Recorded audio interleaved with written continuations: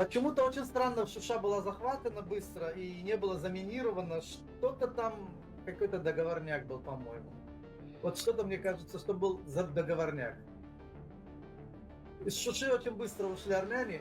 Там были в основном турки и эти идлибские. Там были практически турки, переодетые в азербайджанскую форму. Никакого азербайджанского Машмала и так далее там не было.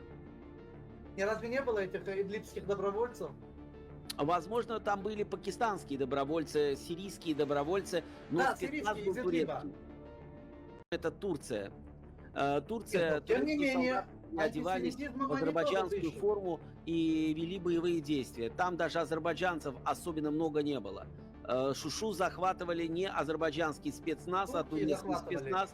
И, кстати, Эрдоган официально заявил, что он смог захватить Карабах.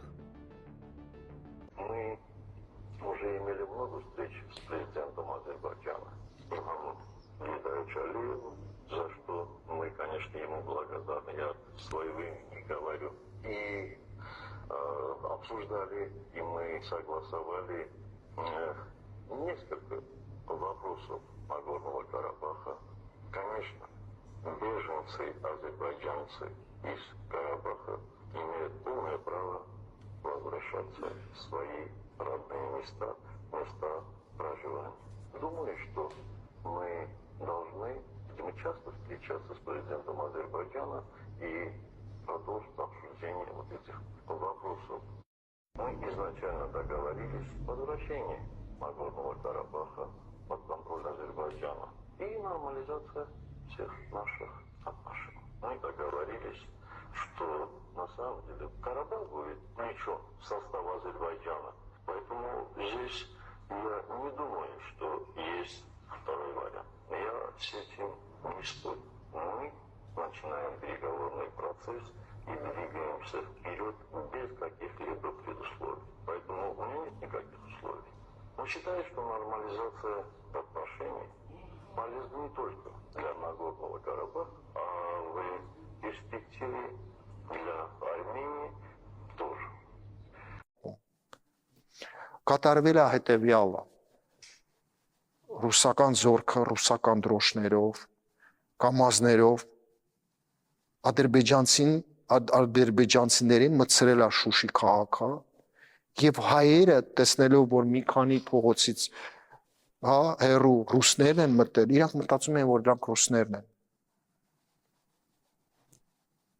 Դա նոյեմբերի առաջի օրերին արդեն։ Դա եղել է նոյեմբերի առաջի օրերին, երբ ռեսկի կորցրեցինք Շուշին։ Դա է եղել։ Այդ որ ասում տարբեր կողմերից ադրբեջանցին ռեսկի դուրս է եկել։ Այո, տենց է եղել։ Ռուսները մտցրել են ադրբեջանցիներին ռուսական դրոշների տակ, ռուսական կամազներում, եւ երբ հայերը ասում են ովքեր են այդ կամազները, ովքեր են այդ ավտոները, ռուսները ասել են մի կրակեք, մենք ենք դա։ Կան փաստեր նկատի ունեմ ականատեսներ կամ։ Ինձ դա պատմել են ահագին մարդիկ, ովքեր փրկվել են, ովքեր դեղել են։ Եվ այդ պատճառով Արտուր Վանեցյանը, Սեյրան Օգանյանը թողել են իրանց դիրքերը ու փախել։ Օրինակ նույն Սեյրան Օգանյանը ոչ մեկ երևի չի իմանում որտեղ է вообще փախել։ Թողել է իր ջոկատը, իր այդ ատրեզակը, գնացել Ռազդան քաղաք, այնտեղ իր ընկերներից մեկը զոհվել է,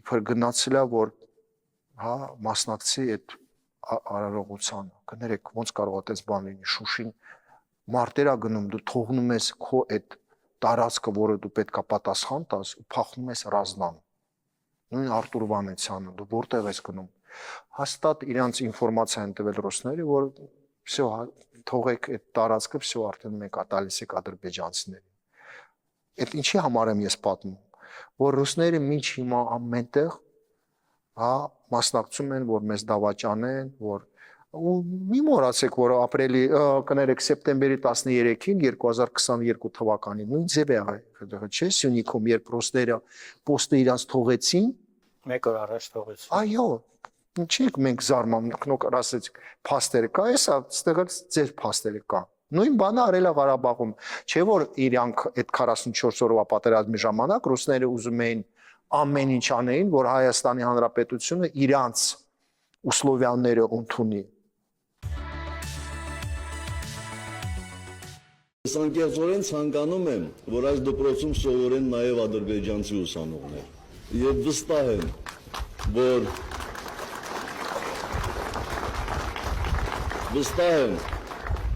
որ այդ օրը գալու է եւ ցանկանում եմ, որ այդ օրը գա հնարավորինս շուտ։ Ես համոզված եմ, որ Թուրքիան կարող է իր օժանդակությունը բերել Ղարաբաղյան խնդրի կարգավորման գործընթացին։ Եվ հիմա էլ կարծում եմ բերում է նախագահ Գյուլի այցելությունը Երևան, հայ-թուրքական բանակցությունների շարունակությունը շատ լավ օրինակ է դժվար խնդիրներ լուծելու։ Եվ վստահ եմ, եթե Թուրքիան բացի սահմանները եւ Հայաստանի հետ հաստատի դիվանագիտական հարաբերություններ, մեծապես օժանդակած կլինի Ղարաբաղյան խնդրի կարգավորման։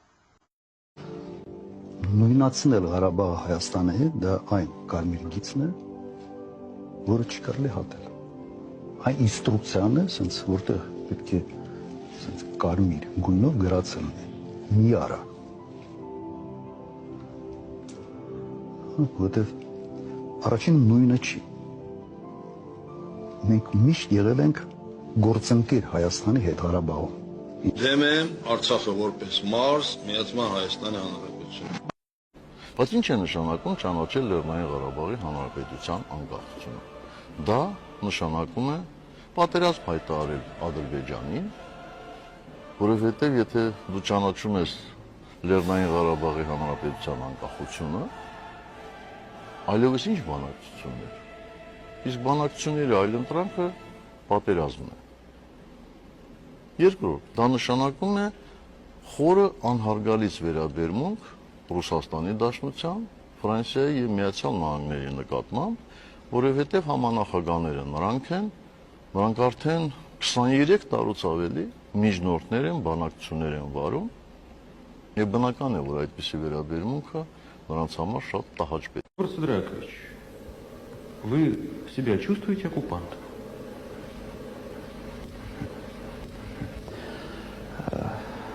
Нет. Дело в том, что мы неоднократно заявляли и продолжаем заявлять, что смысл контроля над этими территориями чисто военный. И с прекращением войны, с приостановлением враждебных действий эти территории будут возвращены.